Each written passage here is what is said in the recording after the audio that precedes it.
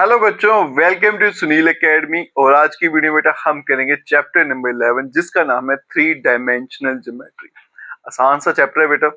इसके कुछ क्वेश्चन ऐसे हैं जो आपको एग्जाम में 5 मार्क्स में देखने को मिलते हैं। थोड़ा सा कंसेप्ट बेस्ड रहेगा बेटा। जैसे जैसे फॉर्मूले कंसेप्ट आते जाएंगे आपको साथ साथ में समझाता जाऊंगा। अगर वीडियो देखते हो लाइक जरूर करिएगा, चैनल को लाइक सब्सक्राइब शेयर कमेंट जरूर करें। स्टार्ट करते हैं आज का वीडियो। एक्सरसाइज 11.1 क्वेश्चन 1 क्या है? If a line makes angle 90, 135, 45 with the x y and z axis, find its direction cosine. किसी लाइन के जो एंगल हैं तीनों एक्सिस के साथ वो मुझे दे रखे हैं बेटा, और क्या फाइंड करने हैं? Direction cosines. अब यहां देखो बेटा, डायरेक्शन कोसाइंस क्या होते हैं? cos alpha, cos beta, cos gamma. Angle मुझे तीनों दे रखे हैं। पहले एंगल का नाम अल्फा लिख लेते हैं, दूसरे का नाम बीटा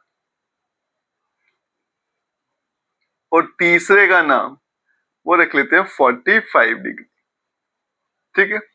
डायरेक्शन कोसाइंस क्या होते हैं? पहला होता है एल जिसको हम बोलते हैं बेटा cos अल्फा, तो बनेगा cos 90। दूसरे के नाम m होता है, वो क्या बनेगा? cos of 135। तीसरा n होता है, बनेगा cos ऑफ 45। ठीक है। अब यहां देखो, L is equals to cos 90। cos 0 degree कितना होता है? 1, तो 90 कितना होता है? 0। दूसरा m हो गया बेटा cos 135। अब यहां देखो बेटा cos 135 होता है सेकंड क्वाड्रेंट में, तो इसका मतलब आंसर जो है वो माइनस में आएगा। ठीक है जी। अब ये होता है बेटा 90 प्लस 45। 90 को भूल जाइए, तो cos 45 की वैल्यू कितनी होगी? 1/√2। और साइन मैंने पहले लगा दिया, तो ये आ गया 1/√2। फिर आ गया n cos 45 1/√2। तो इसका मतलब इसके जो d कोसाइंस आएंगे, d कोसाइंस वो आएगा 0 माइनस 1/√2 और 1/√2। ठीक है। और ये इसका आंसर है क्वेश्चन नंबर 2। और ऐसा क्वेश्चन मुझे लगता है हम वेक्टर में भी कर चुके हैं। Find the direction cosine of A line which makes equal angle with the coordinate axis. अब जो लाइन है उसका तीनों एक्सिस के साथ जो एंगल है वो बराबर है। एंगल क्या होते हैं? Alpha beta gamma. अब जो एंगल है बेटा तीनों के साथ वो कितना है उसको मैं अल्फा मान लेता हूं। लेट जो लाइन है makes angle alpha with axis, मतलब एक्स वाई और जेड के साथ। अब जो उसका एंगल है वो क्या है? अल्फा, क्योंकि तीनों सेम है। अगर सेम नहीं होते तो अल्फा बीटा गामा। अब इसके डी कोसाइंस क्या बन जाएंगे बेटा? डी कोसाइंस पहला एल होता है, वो क्या होता है? cos alpha. दूसरा m वो क्या होता है? cos बीटा, वो भी क्या रहेगा? cos alpha. तीसरा n होता है, वो क्या बनेगा? cos of alpha. अब ये प्रॉपर्टी रहती है डी कोसाइंस की, तो तीनों डी कोसाइन का स्क्वायर करो और ऐड कर दो, आंसर हमेशा 1। ये क्या बनेगा? cos square alpha plus cos square beta, sorry beta नहीं, यहाँ पे अल्फा ही आएगा क्योंकि तीनों एंगल सेम है, प्लस cos स्क्वायर अल्फा। ये आंसर आ गया 1। 3 बार लिखा है बेटा तो बनेगा 3 time cos square alpha is equals to 1। cos square alpha is equals to 1/3। तो cos अल्फा जो है क्या बन जाएगा? 1/√3, और यहाँ पे आएगा प्लस माइनस का साइन। ठीक है। तो इसके तीनों डी को साइन क्या थे? cos alpha, cos alpha, cos alpha. तो इसका मतलब इसके जो डी को साइंस है वो क्या बन जाएंगे बेटा? प्लस माइनस 1/√3, दूसरा भी प्लस माइनस 1/√3 और तीसरा भी प्लस माइनस 1/√3। और यही इसका आंसर है। चलते हैं बच्चों नेक्स्ट क्वेश्चन पे। चलते हैं बच्चों question number 3। If a line has the direction ratio then what are its direction cosine. Line के डी रेशियोस मुझे दे रखे हैं, उसके डी कोसाइंस क्या होंगे वो मुझे पता करने हैं। सबसे पहले बेटा इनके बीच में रिलेशन क्या है वो जानेंगे। उसके बाद आप देखिएगा कितने आसानी से आपके सारे के सारे आंसर आ जाएंगे। यहां देखो बेटा, डायरेक्शन रेशियो मुझे दिए बेटा। डायरेक्शन रेशियो को बोलते हैं ए बी सी। इसका मतलब ये ए है, ये बी है, ये सी है। ए का आंसर आ गया -18, बी का आंसर आ गया बेटा 12 और सी का आंसर आ गया -4। फाइंड क्या करना है, डायरेक्शन कोसाइन, मतलब एल एम एन। अब यहां देखो बेटा, एल किसके बराबर होता है, a upon under root a square plus b square plus c का स्क्वेयर। तो एल क्या बन जाएगा, ए की वैल्यू -18 डिवाइड में अंडर रूट ए का स्क्वेयर 18 का स्क्वेयर 324, 12 का 144 और यहाँ पे आ गया 16।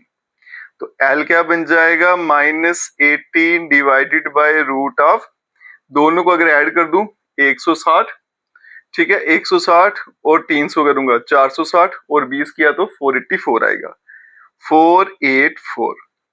L is equals to -18। अब देखो बेटा, ये होता है 22, 22, इसका रूट जो होता है वो कितना होता है, 22 होता है। अब ये कट जाएगा बेटा 9 से और ये 11 से, तो L का आंसर आएगा -9/11। इसी तरह से बेटा दूसरा डायरेक्शन को साइन किसके बराबर आएगा, b upon root of a square plus b square plus c का स्क्वेयर। ये बनेगा m is equals to, b है बेटा यहाँ पे 12 और इन सब का जो सम था कितना आया था बेटा, वो 22, तो यहाँ पे सीधा 22 लिखेंगे, तो m का आंसर आ गया 6/11, ये कैंसिल आउट हो जाएगा। फिर चलेंगे n पे, क्या आएगा बेटा, c upon root of a square plus b square plus c का स्क्वेयर। तो बनेगा बेटा n इज इक्वल्स टू -4 और यहाँ पे आ गया 22, तो n का आंसर आ गया -2/11। तो इसका मतलब यहां लिख देते हैं d कोसाइंस क्या आ जाएंगे, -9/11, 6/11, -2/11, और यही इसका फाइनल आंसर है। तो रिलेशन क्या है दोनों के बीच में वो याद रखना और बाकी वैल्यूज डालनी है, आसानी से आंसर आएगा। यहां देखिए बेटा, क्वेश्चन नंबर 4, बताना है कि ये जो पॉइंट है ये कोलिनियर है। अब इसमें कंसेप्ट लगता है बेटा पैरेलल लाइंस का, पहले वो समझते हैं फिर सॉल्व करते हैं। अब देखो बेटा, 2 लाइंस आर पैरेलल, साथ साथ में कंसेप्ट भी सिखाता जाऊंगा। 2 लाइंस हैं, ये पैरेलल कब मानी जाएंगी, कब मानी जाती है, जब ये कंडीशन होती है, डायरेक्शन रेशियोस बराबर होते हैं, b1/b2 is equals to c1/c2, मतलब डी रेशियो जो है उनकी रेशियो आपस में बराबर आनी चाहिए। अब यहां देखो, ये 3 पॉइंट दिए, पहला लेते हैं a, 2, 3, 4, दूसरा पॉइंट b ले लेते हैं और तीसरा ले लेते हैं c, ठीक है। अब मैं डी रेशियोज निकाल लेता हूं, 2 लाइन हो गई, D ratios of A B. अब ये सीखना है बेटा कि अगर पॉइंट दिए हैं, एंड पॉइंट दिए लाइन के, तो डी रेशियो कैसे निकलते हैं। बड़ा सिंपल सा काम है, x2 - x1, y2 - y1 और z2 - z1, ये फॉर्मूला है, इसे याद रखिएगा। ये क्या आ गया मेरे पास, x1 y1 z1 x2 y2 और z2। x2 - x1 तो -1 - 2 बन गया -3, -2 -3 -5 और यहाँ पे 1 - 4 तो बन गया -3। फिर निकालेंगे डी रेशियोज ऑफ बीसी के, निकाल लेते हैं, सेम फॉर्मूला यूज करेंगे बेटा। 5 जब माइनस करूंगा तो माइनस माइनस प्लस क्या हो गया, 6, 8 + 2 10 हो गया और यहाँ पे 7 - 1 6 हो गया। ये आ गया मेरे पास A1, ये आ गया B1, ये आ गया C1, ये आ गया A2 B2 और C2। अब क्या निकालेंगे यहाँ पे, A1/A2। तो यहाँ देखो बेटा, A1/A2 अगर फाइंड करूं, -3 डिवाइडेड बाय 6 -1/2 है। B1/B2 फाइंड करेंगे, कितना आएगा, -5 डिवाइडेड बाय 10, कितना बन गया, -1/2। फिर आ गया C1/C2 बन गया बेटा -3/6, तो C1/C2 का आंसर आ गया -1/2। आप देख सकते हो A1/A2 is equals to B1/B2 और यहाँ पे आ गया C1/C2। तीनों का रेशियो आपस में बराबर आ रहा है, -1/2 -1/2 -1/2, ठीक है। अगर बराबर आ जाए तो इसका मतलब क्या है, ये जो दो लाइनें हैं A B is parallel to B C, लेकिन बी जो है बेटा वो कॉमन पॉइंट है इनके बीच में, कॉमन पॉइंट है ना। जैसे मैं समझाऊं अगर, तो ये ए बी है, ये बी सी है, ये दो लाइनें पैरेलल है, लेकिन बी कॉमन पॉइंट है, तो फिर ये यहां से स्टार्ट होनी चाहिए। तो therefore A B C are collinear, और यही मुझे प्रूव करना था। ठीक है, चलते हैं बच्चों नेक्स्ट क्वेश्चन पे। चलते हैं बच्चों question number 5। Find the direction cosines किसी ट्राइंगल के, और ट्राइंगल के वर्टिसेस मुझे दे रखे हैं। अब यहाँ देखिए बेटा, डायरेक्शन कोसाइन कैसे फाइंड करेंगे। मुझे पता है बेटा, डायरेक्शन कोसाइन और डायरेक्शन रेशियो के बीच में एक रिलेशन होता है। मतलब अगर मैं डायरेक्शन रेशियो फाइंड कर लूं तो डायरेक्शन कोसाइन फाइंड करना मेरे लिए आसान हो जाएगा। पॉइंट दिए मुझे, तो डी रेशियो फाइंड करना आसान है, x2 minus x1, y2 minus y1, z2 minus z1। तो पहले कहां जाएंगे हम, डी रेशियो पे, और फिर वहां से जाएंगे डी कोसाइंस पे। एक एक करके फाइंड करते हैं बेटा। जैसे पॉइंट मुझे दे रखा है ए, क्या है ये 3, 5, -4। दूसरा है बी, -1, 1 और 2। और तीसरा पॉइंट है सी, -5, -5 और -2। ठीक है, इन सभी के मुझे क्या फाइंड करने हैं, डी कोसाइन, मतलब ए बी के, बी सी के और ए सी के, तीनों के फाइंड करने हैं। पहले डी रेशियो फाइंड करूंगा बेटा। यहां देखिएगा, D ratios of A B, क्या फॉर्मूला होता है, x2 माइनस x1, -1 -3 बन गया -4, 1 -5 फिर से -4, और 2 + 4 6 आ गया। ठीक है, यह आ गया ए बी सी, इसको नोटेशन दे लेते हैं। अब चलेंगे बेटा डी कोसाइंस पे। यहां देखो, L इज इक्वल्स टू, पहले क्या लिखना है, -4 डिवाइडेड बाय रूट ऑफ 4 का स्क्वायर 16 प्लस 16 और plus 36। L is equals to -4 divided by root of 32 और 36 बन गया रूट ऑफ 68। तो L कितना बन गया बेटा, -4 डिवाइडेड बाय, इसके फैक्टर बनाऊं, 17 इंटू 4 होता है ना, तो बनेगा 2 रूट ऑफ 17। तो L का आंसर आ गया -2 अपॉन रूट ऑफ 17। फिर निकालेंगे M, -4 डिवाइड में क्या आएगा, 2 रूट 17, और यहां पे M लिख देते हैं बेटा, कितना आएगा, -2 अपॉन रूट ऑफ 17। फिर चलेंगे N पे, कितना आएगा, 6 अपॉन 2 रूट ऑफ 17। तो यहां देखो n is equals to 3 upon root of 17। तो मतलब जो d कोसाइंस हैं ऑफ ए बी, वो क्या आ गए, पहला कितना है, -2 अपॉन रूट ऑफ 17, फिर आ गया -2 बाय रूट 17, और फिर आ गया 3 बाय रूट ऑफ 17। ये निकले बेटा ए बी के। अब निकालेंगे बी सी के। पहले निकालेंगे D ratios of B C. ठीक है, -5 और ये +1, माइनस का 4, -5, -1, माइनस का 6, -2, -2, माइनस का 4। अब चलेंगे बेटा डायरेक्शन को साइन निकालेंगे। पहला L, -4 divided by root of 4 का स्क्वायर 16, फिर 36, फिर आ गया 16। L बन गया 4 बाय रूट ऑफ 68। तो L is equal to 4 by 2 root of 17। तो L बन गया 2 अपॉन रूट ऑफ 17। अब चलते हैं M, -6 अपॉन 2 रूट 17, ये 3 से कैंसिल हो जाएगा। तो M का आंसर आएगा -3 डिवाइडेड बाय रूट ऑफ 17। फिर आ गया N, -4 डिवाइडेड बाय 2 रूट 17, ये कैंसिल आउट हो जाएगा।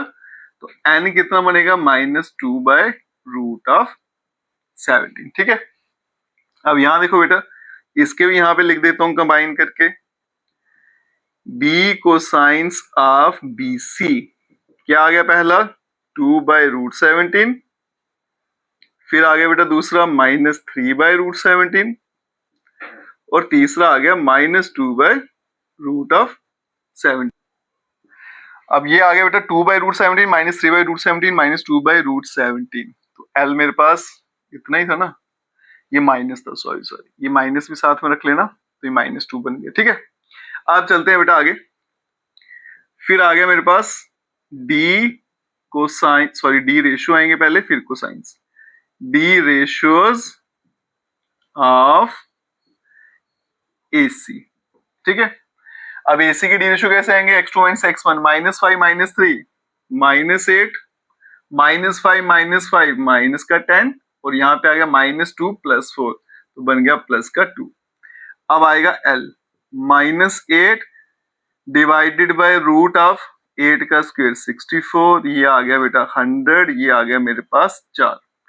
L कितना बन गया? -8 डिवाइडेड बाय रूट ऑफ, अब यहाँ देखो बेटा 64 और 4 68, ये आएगा 168। अब इसके बनाएंगे फैक्टर, तो L is equal to -8 divided by, इसका अगर आधा करूंगा मैं तो कितना बन जाएगा बेटा? यहाँ पे 84 है ना, यहाँ पे सॉल्व कर लेते हैं।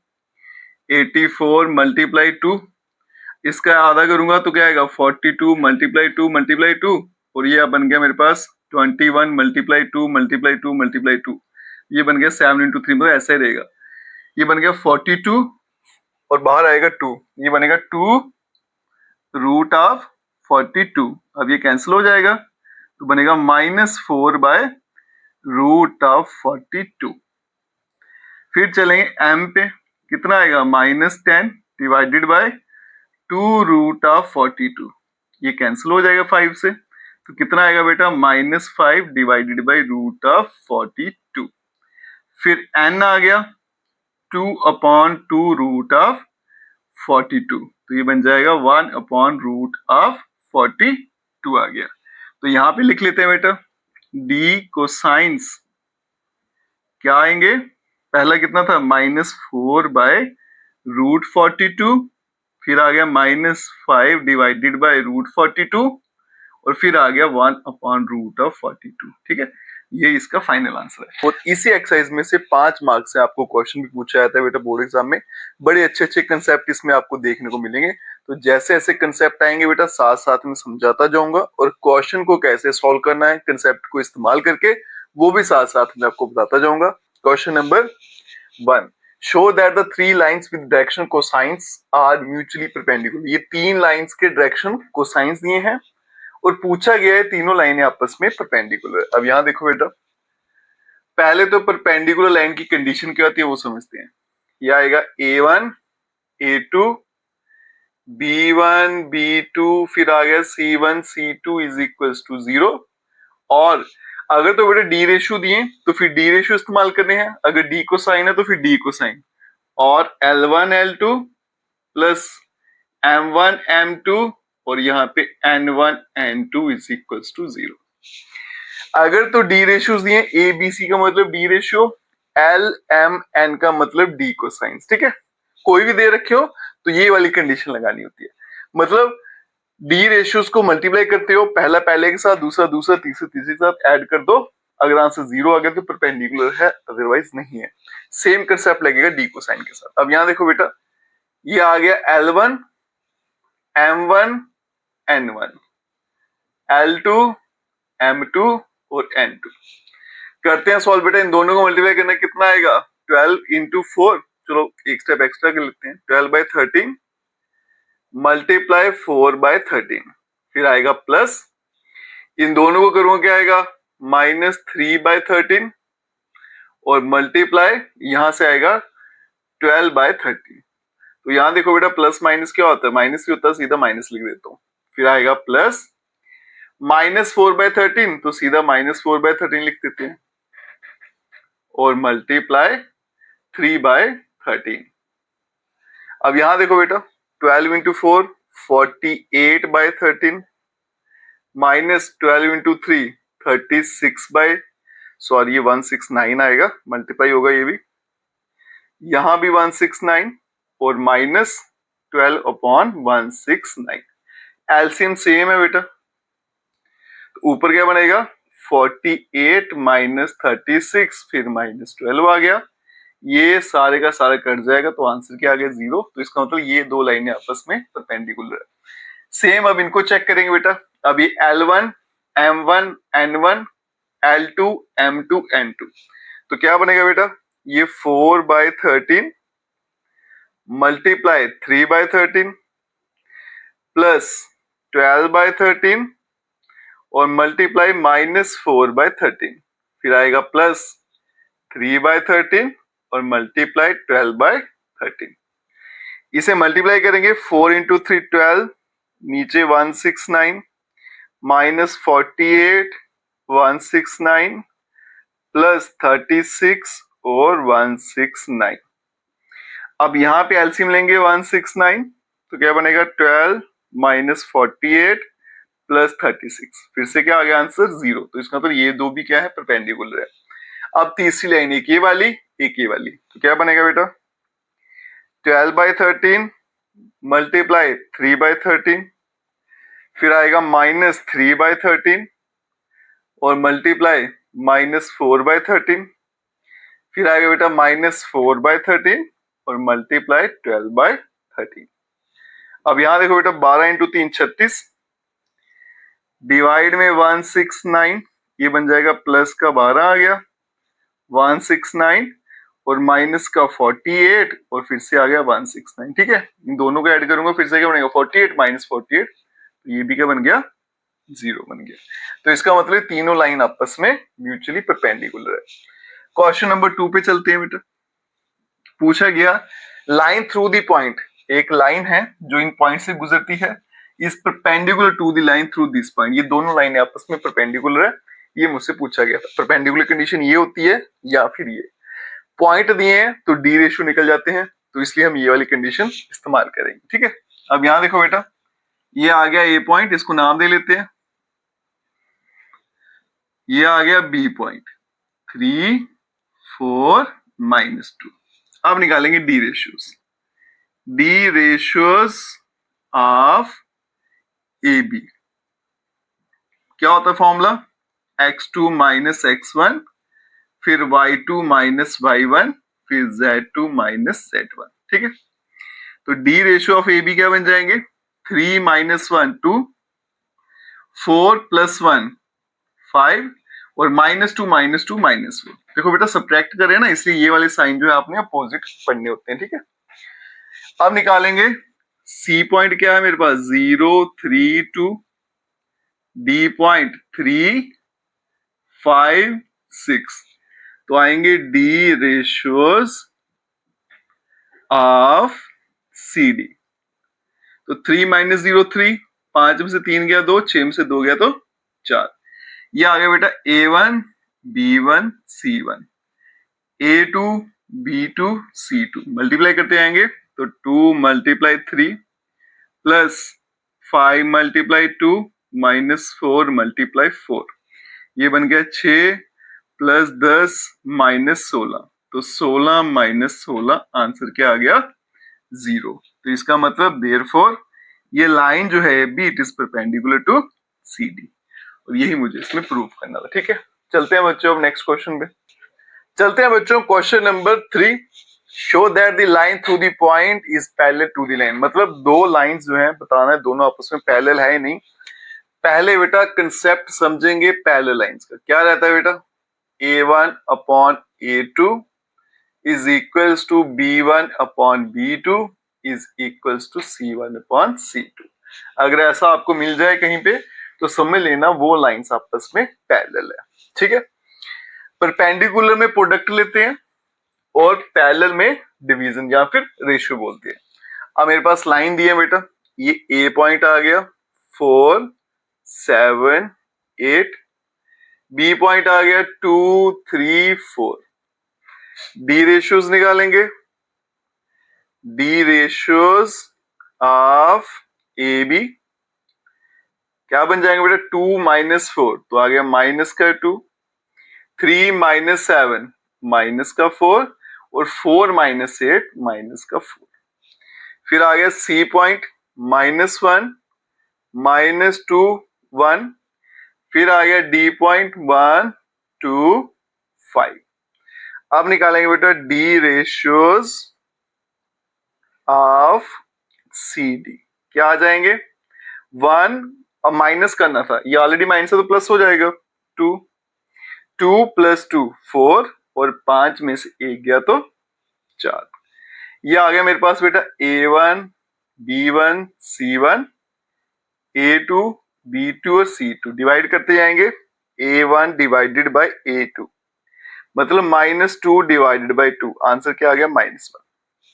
फिर फाइंड करेंगे B1 divided by B2, B1 कितना है -4, B2 4, फिर से क्या है -1। फिर फाइंड कर लेते हैं बेटा C1 divided by C2, C1 कितना है -4, C2 4, तो आ गया -1। तो आप देख सकते हो A1 upon A2 is equals to B1 upon B2 is equals to C1 upon C2, ratio बराबर है, तो इसका मतलब AB जो है it is parallel to CD line. Concept भी आ गया, सॉल्व कैसे करना है वो भी आ गया। क्वेश्चन नंबर 4 देखिए, find the equation of the line which passes through the point this and is parallel to the vector. अब मुझे इक्वेशन बनानी है लाइन की, पहले लाइन की इक्वेशन क्या है वो समझ लेते हैं, ठीक है। क्या होती है बेटा? General form R vector is equals to A vector plus lambda time B vector. अब यहाँ पे जो B वेक्टर है ना, ये होता है पैरेलल वेक्टर, ठीक है जी। B वेक्टर क्या होता है? पैरेलल वेक्टर, इस बात का ध्यान रखना, पैरेलल वेक्टर। अब क्वेश्चन मुझे पैरेलल वेक्टर दिया तो मतलब B वेक्टर मुझे दे रखा है, ये काम तो हो गया, बच गया A वेक्टर। तो जो पॉइंट दिया बेटा उसे वेक्टर फॉर्म में बनाइए तो बन जाएगा A वेक्टर, बड़ा आसान सा काम है ना। तो यहाँ पे देखो आपको गिवन पॉइंट जो दिया है, गिवन पॉइंट इज 1 2 3। अगर मैं इसका A वेक्टर बना दूं तो क्या बनेगा? 1i 2j plus 3k। B vector मुझे दे रखा है, किसके बराबर है बेटा? 3 time i cap plus 2 time j cap minus 2 time k cap. तो R वेक्टर क्या बन जाएगा मेरे पास? A वेक्टर उसके बदले में क्या आएगा? i cap plus 2j plus 3 time k cap, फिर आएगा plus lambda time B vector 3 time i cap plus 2 time j cap minus 2 time k cap, और यही इसका आंसर है, ठीक है जी। चलते हैं बच्चों अब नेक्स्ट क्वेश्चन पे, चलते हैं बच्चों नेक्स्ट क्वेश्चन पे। नेक्स्ट क्वेश्चन देखिए, find the equation of a line in vector and in Cartesian form that passes through the point with position vector this and is in the direction this. आप देखो बेटा equation of line तो पता करनी है मुझे, लेकिन वो लाइन इस पॉइंट से पास हो रही है, पॉइंट की जगह वेक्टर मुझे दे रखा है, घबराने कोई बात नहीं। और कौन सी डायरेक्शन है उसकी? ये वाली।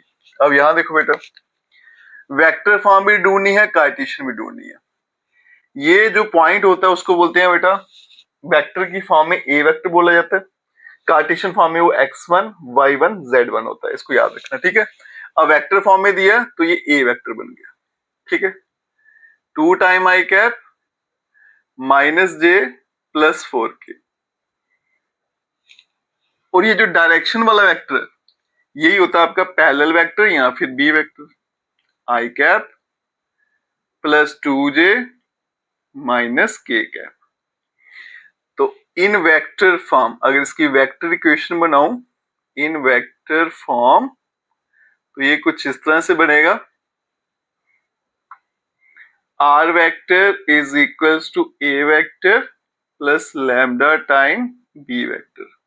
तो क्या बनेगा? r vector is equals to, ये आ गया a vector 2 time i cap minus j plus 4k plus lambda, और यहां पे आ गया b vector i cap plus 2j minus k cap, ये आ गई वेक्टर फॉर्म। अब चलेंगे बेटा कार्टेशियन फॉर्म में, ठीक है जी। कार्टेशियन फॉर्म, वेक्टर फॉर्म में बेटा आई जे के लगते हैं, कार्टेशियन में सिर्फ पॉइंट लिखे जाते हैं, मतलब नंबर 1 2 3 ये होती है कार्टेशियन फॉर्म, ठीक है, जिसमें आई जे के नहीं होंगे। अब कार्टेशियन फॉर्म क्या होती है पहले वो समझेंगे, x minus x1 divided by a, y minus y1 divided by b, और यहाँ पे z minus z1 divided by c। A B C ये होते हैं डी रेशियो, और ये किसके पॉइंट होते हैं बेटा? पैरेलल वेक्टर के। ठीक है, अब यहां देखो बेटा, एक तो चाहिए x1 y1 z1, ये तो हो गया पॉइंट, ये जो आपको वेक्टर फॉर्म में दे रखे। ठीक है, ये आएंगे आपके x1 y1 z1, मतलब जो पॉइंट लिखने हैं आईजे के छोड़ देंगे। और ये आ गया आपके पास ए बी सी, जो पैरेलल वेक्टर है उसके पॉइंट क्या होते हैं? ए बी सी, और जो ए वेक्टर उसके पॉइंट क्या होते हैं? x1 y1 z1। ठीक है, अब यहां देखो बेटा, ये x1 के बदले में क्या आएगा? पहला पॉइंट क्या आएगा? 2 डिवाइडेड बाय ए के बदले में 1, और यहाँ पे आएगा y माइनस y1 के बदले में क्या आएगा?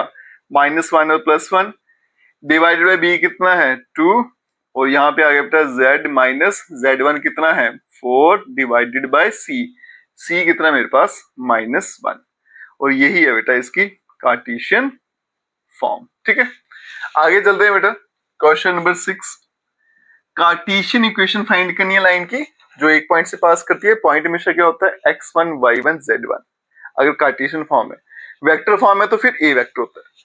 तो ये आ गया मेरे पास x1 y1 z1 and parallel to the line, और पैरेलल वेक्टर ने दिया, बस ये बोल दिया कि वो वेक्टर या फिर वो लाइन इस लाइन के पैरेलल है। ठीक है, अब यहां देखो बेटा, x1 कितना है मेरे पास? -2, y1 कितना है? 4, और z1 आ गया -5, और ये आ गया मेरे पास parallel to the line, parallel line, ये आ गई बेटा पैरेलल लाइन। इसकी इक्वेशन क्या है बेटा, वो देखते हैं पहले।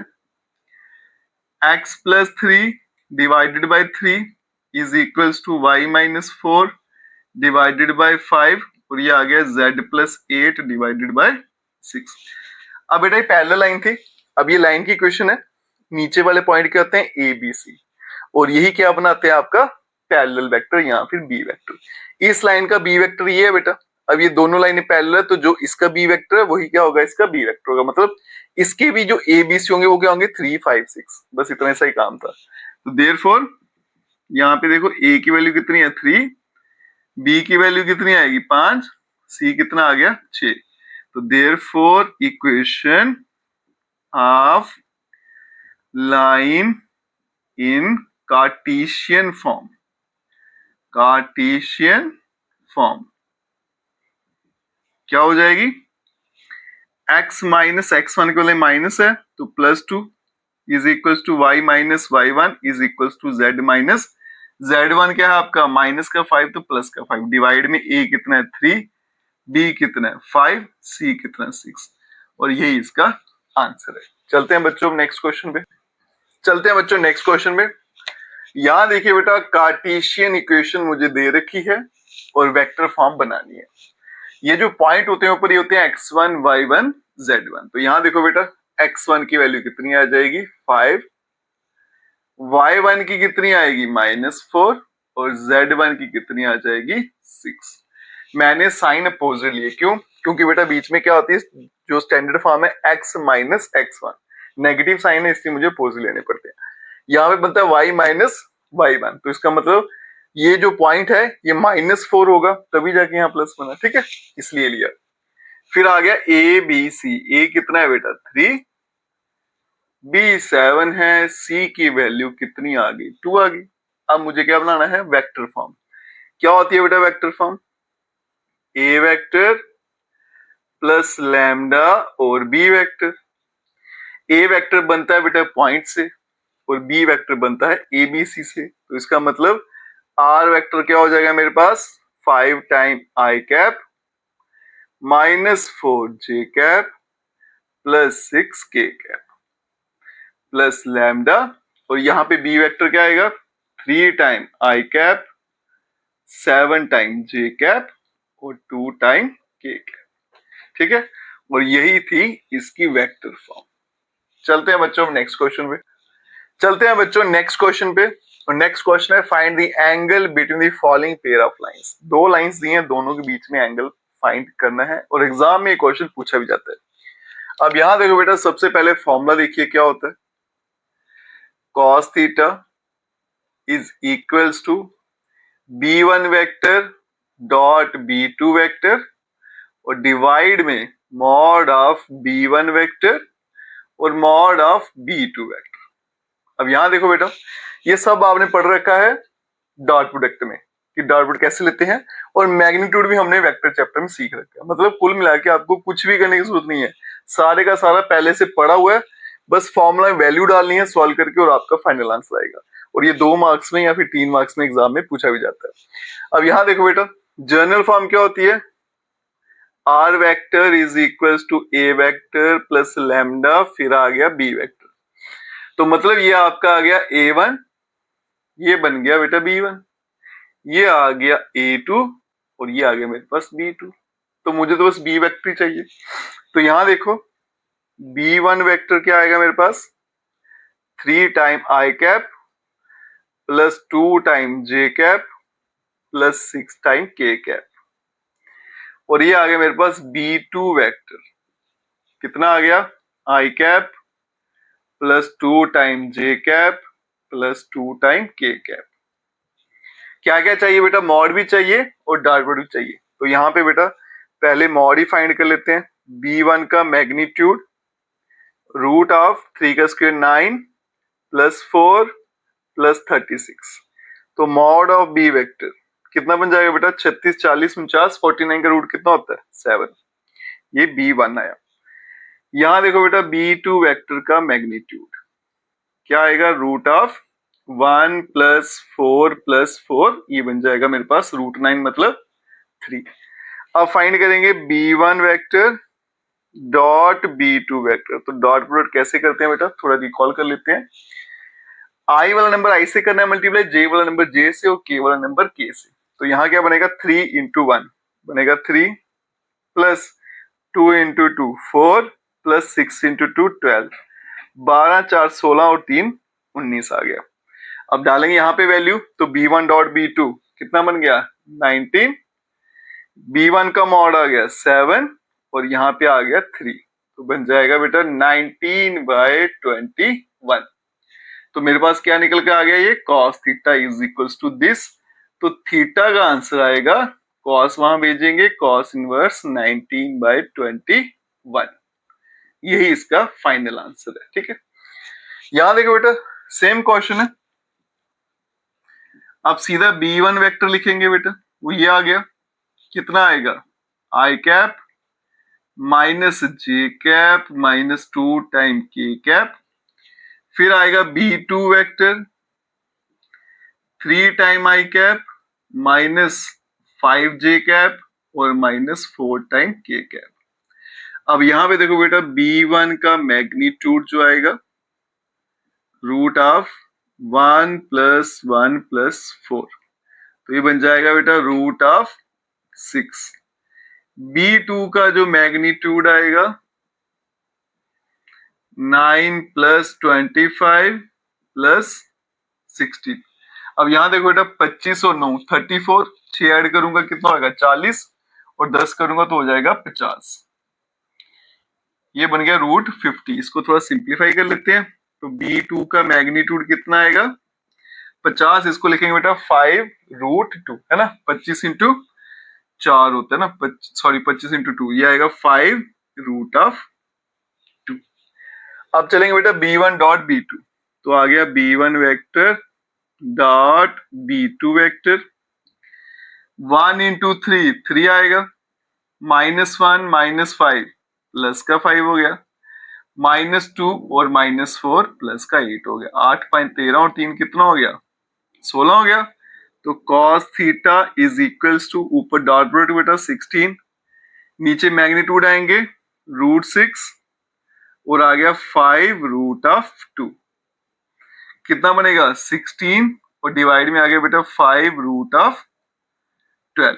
अगर रूट 12 को मैं सॉल्व करूं तो 4 इंटू 3 मतलब 2 रूट 3 बनेगा, ये आएगा 16, ये आ गया 5 और यहाँ पे आ गया बेटा 2 रूट ऑफ 3, ये बन गया 16 डिवाइडेड बाय 10 और रूट ऑफ 3, 8 से कैंसिल 5 से कैंसिल, तो cos थीटा कितना बन गया 8/5 रूट 3 और theta is equals to cos inverse 8/5 root of 3। ठीक है, और ये इसका फाइनल आंसर है। चलते हैं बच्चों नेक्स्ट क्वेश्चन पे, चलते हैं बच्चों नेक्स्ट क्वेश्चन पे। सेम टाइप का क्वेश्चन है, एंगल ही फाइंड करना है, लेकिन इक्वेशन अब चेंज है। पहले वेक्टर फॉर्म थी, अब कार्टेशियन फॉर्म से सॉल्व करेंगे। फॉर्मूला बेटा सेम वही रहेगा एंगल फाइंड करने का। अब यहाँ देखो बेटा, अगर आपने कार्टेशियन फॉर्म थोड़ी ध्यान से पढ़ी हो तो ये जो नीचे नंबर होते हैं इसको बोलते हैं ए बी सी, ठीक है। और मुझे पता है बेटा, जो ए बी सी होती हैं जिनको हम क्या बोलते हैं, डायरेक्शन रेशियो, उसी का क्या बनता है, बी वेक्टर। क्योंकि मुझे एंगल फाइंड करने के लिए क्या चाहिए, सिर्फ और सिर्फ बी वेक्टर। तो यहाँ देखो बेटा, ये A1 B1 C1, तो एक मेरा बी वेक्टर जो है क्या बन जाएगा, 2 time I cap plus 5 time J cap minus 3 time k cap. और दूसरा जो है मेरे पास B2 वेक्टर क्या बन जाएगा, minus i cap plus 8J plus 4 time k cap. अब इनके मैग्नीट्यूड और डॉट प्रोडक्ट फाइंड करते हैं। यहां देखो बेटा, B1 का मैग्नीट्यूड क्या आएगा, रूट ऑफ 4, ये आ गया 25, ये आ गया 9, 34 और 4 38, तो बन गया रूट ऑफ 38। फिर आएगा B2 वेक्टर, इसका मैग्नीट्यूड तो आएगा बेटा रूट ऑफ 164 और 60, 70 80 81, और इसका रूट कितना होता है, 9।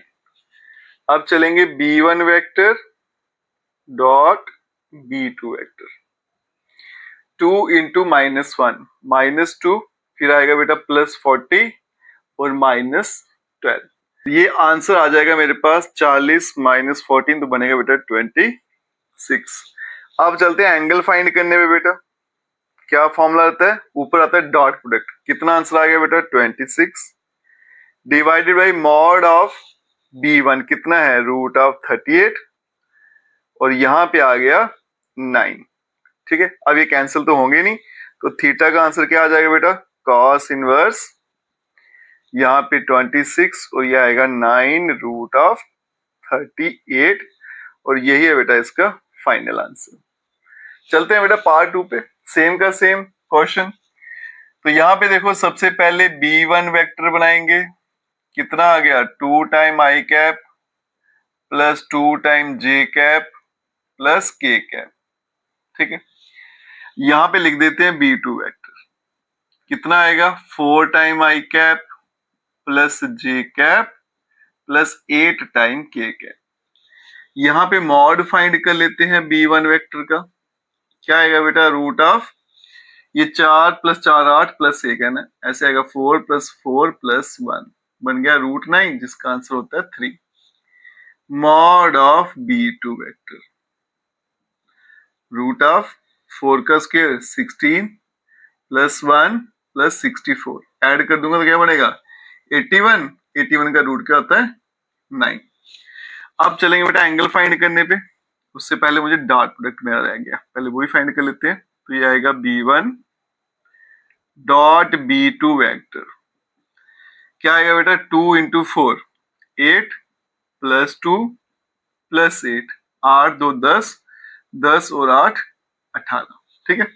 तो यहाँ पे देखो बेटा एंगल कितना आएगा, cos theta is equals to B1 dot B2 कितना है, 18 डिवाइड में मॉड B1 3 है, और ये कितना है मेरे पास 9, ये सीधा सीधा 2 से कैंसिल, तो थीटा कितना बन जाएगा, cos इनवर्स 2/3, ठीक है। और यही है इसका फाइनल आंसर। क्वेश्चन क्या है, find the value of P so that the lines are at right angle. Right angle मतलब परपेंडिकुलर लाइंस है, देखने में तो बड़ा आसान सा लगता है। परपेंडिकुलर लाइन की कंडीशन क्या रहती है, A1 A2 plus B1 B2 plus C1 C2 is equal to 0। ये आ गया A1 B1 C1 A2 B2 C2, product 0 लेंगे आंसर आ जाएगा। लेकिन बेटा इसमें थोड़ी सी गलती है, वो गलती यहाँ पे देखो क्या है। जो जर्नल फॉर्म होती है लाइन की, आपको अच्छे से बताता हूँ। जर्नल फॉर्म क्या होती है, x minus x1 divided by a, y minus y1 divided by b, और फिर आ गया z minus z1 divided by c। ये होती है जर्नल फॉर्म। आपको जो लाइन की इक्वेशन हो इस तरह से होनी चाहिए। अगर इस तरह से हो फिर ये a b c हो जाते हैं, अगर इस तरह से नहीं है फिर ये a b c नहीं होंगे। यहां देखो x बाद में है और जर्नल फॉर्म कहती है x पहले होना चाहिए, तो इसको ठीक करना पड़ेगा। y पहले है, ठीक है, लेकिन यहाँ देखो बेटा एक्स वाई जेड के कोएफिशिएंट 1 होने चाहिए, यहाँ पे 7 है वो भी ठीक करना पड़ेगा और ये वाला पार्ट ठीक है। ठीक है, तो कुल मिला के इन दोनों को मुझे ठीक करना है। कैसे करूंगा, माइनस कॉमन लेता हूं तो क्या बनेगा बेटा, माइनस कॉमन लिया तो x माइनस 1 डिवाइडेड बाय 3। यहां से देखो बेटा 7 कॉमन लेंगे, क्या बनेगा y minus 2 divided by 2p और यहाँ पे आ गया z माइनस 3 डिवाइडेड बाय 2 आ गया। माइनस 2 आगे नीचे भेजेंगे तो x माइनस 1 नीचे माइनस 3 आ गया। यहाँ पे y माइनस 2 डिवाइड में आ गया 2p डिवाइडेड बाय 7 और यहाँ पे आ गया z माइनस 3 डिवाइडेड बाय 2। ये आ गया बेटा a1, अब इसको abc बोलूंगा, ये आ गया b1 और ये आ गया मेरे पास c1। ठीक है, आगे चलते हैं बेटा नेक्स्ट इक्वेशन में, इसे भी देखते हैं क्या ये वैसी है या नहीं है। x बाद में तो ठीक करना पड़ेगा, ये बिल्कुल ठीक है, और यहाँ पे z बाद में है, इसको भी ठीक करना पड़ेगा। ठीक है, तो यहां से देखो बेटा पहले तो माइनस कॉमन लेता हूं तो क्या आएगा यहाँ पे 7x minus 7, step by step करेंगे, नीचे 3p, ये वाली तो बिल्कुल ठीक है बेटा, और बात रही इसकी बेटा z पहले लाना है वो भी प्लस का होना चाहिए, तो माइनस कॉमन ले तो z माइनस 6 डिवाइडेड बाय 5। अब यहां देखो बेटा एक्स वाई जेड को कोफिशिएंट हमेशा 1 रहना चाहिए, अगर कोई नंबर उसके साथ में तो कॉमन लेना पड़ेगा।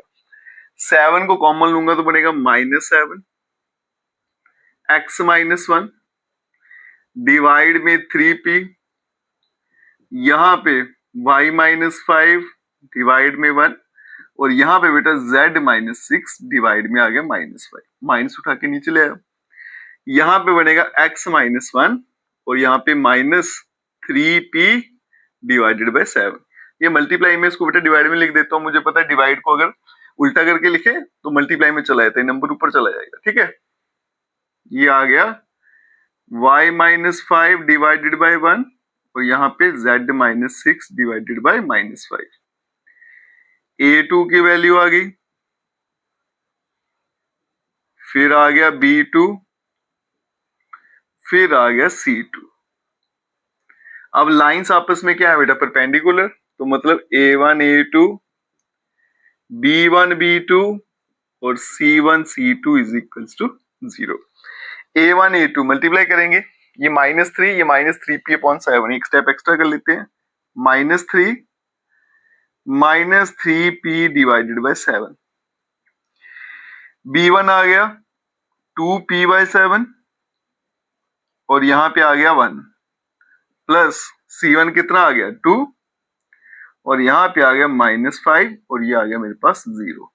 आगे चलते हैं, मल्टीप्लाई करूंगा क्या बनेगा 9p डिवाइडेड बाय 7, यहाँ पे आएगा प्लस 2p डिवाइडेड बाय 7 और ये आ गया माइनस 10 इज इक्वल्स टू 0। 7 ले लेंगे एलसीएम, बनेगा 9p प्लस 2p और माइनस 70 इज इक्वल्स टू 0। इसको यहां भेज देंगे, 11p माइनस 70 कितना हो गया 0, 11p हो गया बच्चों 70 और p की वैल्यू हो गई 70 डिवाइडेड बाय 11 और यही इसका फाइनल आंसर। ठीक है, चलते हैं बच्चों नेक्स्ट क्वेश्चन पे।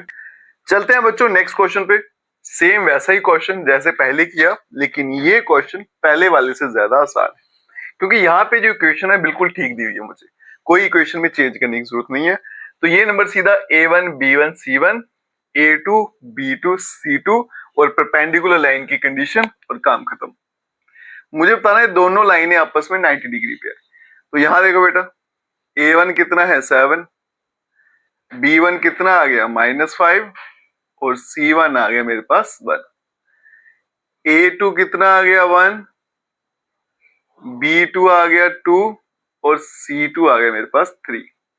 क्या कंडीशन रहती है a1 a2 b1 b2 c1 c2 is equals to 0। यहाँ पे वैल्यू डालेंगे बेटा 7 इंटू 1 माइनस 5, फिर क्या आ गया 2, यहाँ पे 1 और यहाँ पे 3। ठीक है, मुझे इक्वल्स टू 0 प्रूफ करना है।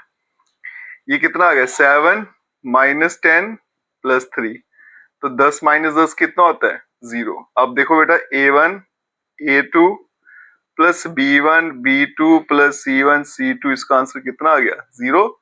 तो इसका मतलब लाइंस जो हैं वो आपस में परपेंडिकुलर है। ठीक है, और यही मुझे बताना था। चलते हैं बच्चों नेक्स्ट क्वेश्चन पे। क्वेश्चन नंबर 13 जो है बेटा वो शॉर्टेस्ट डिस्टेंस पर बेस्ड है और एग्जाम में ये क्वेश्चन 5 मार्क्स से आपको पूछा जाएगा।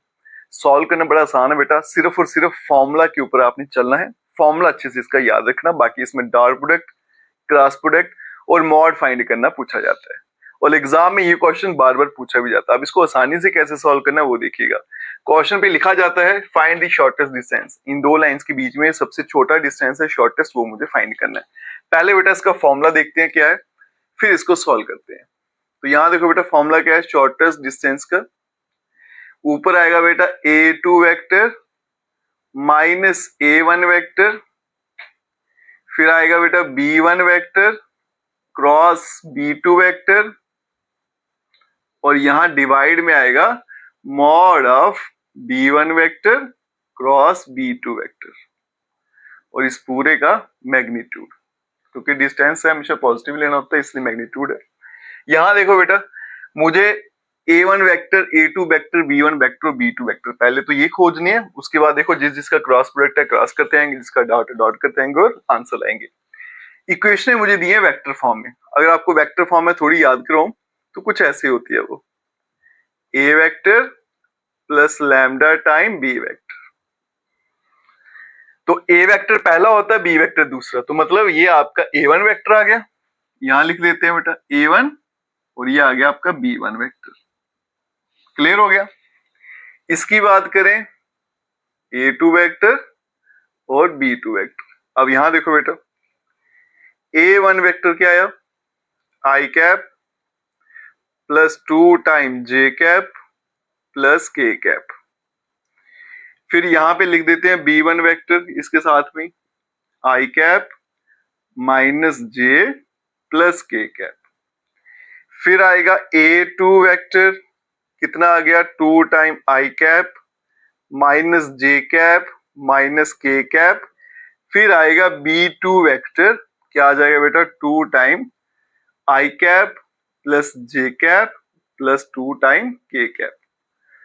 पहला काम तो ये बेटा A1 B1 A2 B2 को लिख दीजिए। उसके बाद में देखो A2 माइनस A1, तो यहाँ पे साथ साथ में फाइंड करते जाएंगे A2 vector minus A1 vector, पहले ये लिखना है फिर माइनस करके ये, तो जो बाद में आएगा उसके साइन चेंज करने हैं क्योंकि माइनस कर रहे हैं, तो 2 ये +1 है ना, इसको -1 पढ़ेंगे तो बचेगा एक ही i minus J minus 2 minus 3J और माइनस के और माइनस के माइनस 2 टाइम के। ये देखो फॉर्मूले में से एक चीज हमारी निकल कर आ गई। अब चलेंगे B1 क्रॉस B2, ये आ गया बेटा B1 vector cross B2 vector. Cross product कैसे निकालते हैं बेटा, यहाँ पे I कैप J कैप फिर K कैप। अब B1 वेक्टर देखो क्या है, ये आ गया 1 -1 1 2 1 2, ये आ गया 2 1 2। ठीक है, अब क्या करेंगे एक्सपैंड करेंगे बाय रो 1, ये प्लस होता है ये माइनस होता है प्लस, तो क्या बनेगा बेटा B1 vector cross B2 vector is equals to, ये आ गया I कैप, ये बन गया -2 फॉर्मूले का माइनस 1 इंटू 1 1, फिर आएगा माइनस J कैप, 2 को 1 से करूंगा 2 आएगा, फॉर्मूले का माइनस 2 1 2 हो गया, फिर आ गया बेटा प्लस K कैप और यहाँ पे 1 फॉर्मूले का माइनस, ये -2 है तो हो जाएगा प्लस का 2। तो मेरे पास B1 vector cross B2 vector क्या आंसर आ गया -3 टाइम I कैप, ये तो 0 हो गया बेटा -0 J cap plus 3 time K cap. अब इसका मैग्नीट्यूड भी निकालना है, mod of B1 vector cross B2 vector कितना बनेगा बेटा रूट ऑफ 3 का स्क्वायर 9, ये तो 0 है 3 का स्क्वायर 9, तो ये बन जाएगा रूट ऑफ 18 जिसका आंसर होता है बेटा 3 टाइम रूट ऑफ 2। ठीक है, B1 क्रॉस B2 का मैग्नीट्यूड भी आ गया, ये भी आ गया ये भी आ गया। अब इन दोनों का डॉट प्रोडक्ट मुझे चाहिए, यहाँ पे फाइंड करना है यहीं पे कर लो, अगर फॉर्मूले में वैल्यू डाल के करना है तो वहां भी कर सकते हो, ठीक है, तो आपकी चॉइस है। तो फॉर्मूले पे चलते हैं, मैं फॉर्मूला में वैल्यू डालता हूँ, shortest distance is equals to a2 minus a1, कितना आएगा i cap minus 3j cap और minus 2 time k cap, dot product b1 cross b2 minus 3i cap minus 0j cap plus 3 time k cap, और divide में आ गया बेटा mod of b1 cross b2 आ गया 3 root of 2, और ये सारे का सारा मॉड में आएगा। Shortest distance is equals to, ये बनेगा बेटा -3 माइनस प्लस, ये तो 0 हो गया, 3 इंटू 0 0, ये बन गया आगे माइनस का 6 डिवाइड में 3 रूट ऑफ 2, और ये आएगा मॉड में, बन गया प्लस का 9 और 3 रूट ऑफ 2, ये कट गया 3 से, तो बन गया 3 बाय रूट 2। अब देखो बेटा रूट 2 जो है डिनोमिनेटर में है, तो रेशनलाइज कर लेते हैं, रूट 2 और रूट 2 बन गया 3 रूट ऑफ 2 डिवाइडेड बाय 2, और यही है इसका फाइनल आंसर। ठीक है बच्चों, चलते हैं हम नेक्स्ट क्वेश्चन पे। चलते हैं बच्चों नेक्स्ट क्वेश्चन पे। फाइंड तो मुझे शॉर्टेस्ट डिस्टेंस ही करना है, लेकिन दिक्कत क्या है बेटा, यहाँ पे जो आपको इक्वेशन दे रखी है वो कार्टेशियन फॉर्म में है, ठीक है, और शॉर्टेस्ट डिस्टेंस का जो फॉर्मूला हमने वेक्टर फॉर्म में पढ़ा है, तो पहले इसको वेक्टर फॉर्म में लाएंगे, उसके बाद आराम से सॉल्व करेंगे, ठीक। वेक्टर फॉर्म में नहीं लाना है तो भी कोई बात नहीं, सिर्फ a1 वेक्टर और b1 वेक्टर या फिर a वेक्टर b वेक्टर यहाँ से कैसे निकालना है वो सीखना है, उसके बाद में वैल्यू डालेंगे और काम खत्म। अब यहाँ देखो बेटा, मुझे पता है ये नंबर जो होते हैं ये क्या होते हैं आपके a, b और c, और इन्हीं से क्या बनता है आपका b वेक्टर, तो b वेक्टर निकल कर आ गया, और जो बच गया ऊपर पॉइंट ये होता है आपका x1 y1 z1, और इसी का क्या बनता है a वेक्टर। तो कुल मिला के मेरे पास जो a1 वेक्टर आएगा क्या आएगा, माइनस i माइनस j और माइनस का k कैप, ठीक है, और फिर आ गया b1 vector 7i minus 6j plus का आ गया k कैप। फिर चलेंगे a2 वेक्टर, क्या आएगा यहाँ पे 3 time i cap plus 5 time j cap और प्लस 7 टाइम k कैप, ठीक है, और यहाँ पे आ गया b2 vector i cap minus 2j cap plus k cap, ठीक है। अब यहाँ देखो एक बात आपने नोटिस की होगी, जब मैंने ये a वेक्टर बनाया तो साइन हमेशा पॉजिटिव है, उसकी दिक्कत क्या है बेटा, क्योंकि जनरल फॉर्म क्या होती है x माइनस x1, है ना, यहाँ पे माइनस होता है, तो अगर यहाँ पे प्लस आ गया तो इसलिए क्या किया मैंने यहाँ पे साइन चेंज किए हुए हैं, क्योंकि यहाँ पे माइनस बनाने के लिए मुझे यहाँ पे क्या लिखना पड़ेगा -1, तो ही तो ये माइनस माइनस प्लस बना होगा ना, इसलिए साइन यहाँ पे चेंज किए, इनके नहीं करने, ये ऐसे हैं वैसे ही आपने लिख देने। अब चलते हैं सबसे पहले बेटा a2 vector minus a1 vector, ये 3 प्लस 1 4 टाइम i कैप, 5 और 1 बन गया 6, 7 और 1 बन गया 8 टाइम k कैप। अब चलेंगे बेटा b1 vector cross b2 vector, ठीक है, i cap j cap k cap.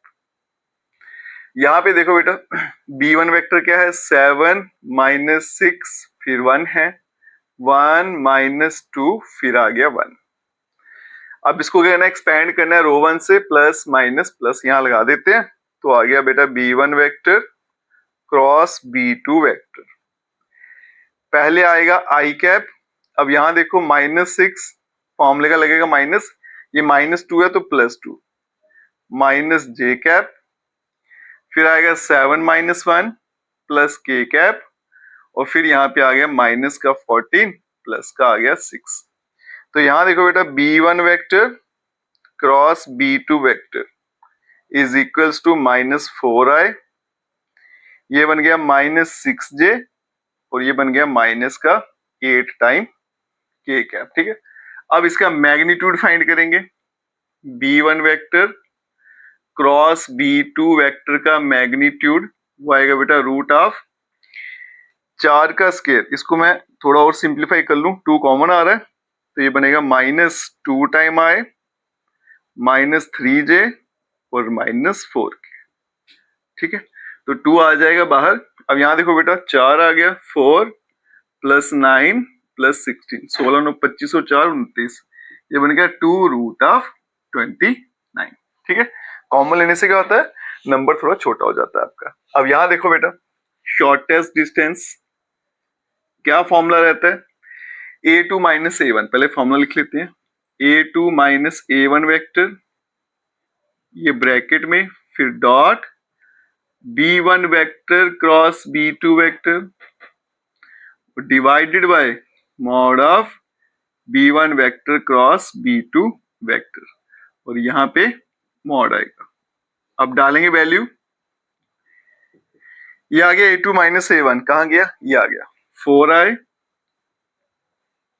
Plus 6j, sorry यहां पे प्लस ऊपर लिखना था, प्लस 6j और प्लस 8 टाइम k कैप, फिर आ गया बेटा डॉट, और यहाँ पे b1 क्रॉस b2 का आंसर क्या है, -4i minus 6j minus 8k, -4i minus 6j और माइनस का 8k, फिर आ गया डिवाइड। अब इसका मॉड कितना आया था, 2√29, और यहाँ पे भी मॉड लगा देंगे, तो shortest distance is equals to, ये आ गया माइनस का 16, माइनस का 36 और माइनस का 64, और यहाँ पे आ गया 2√29।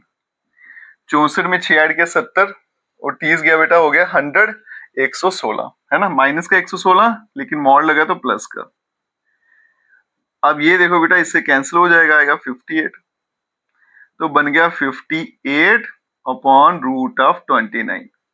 रेशनलाइज कर लेते हैं,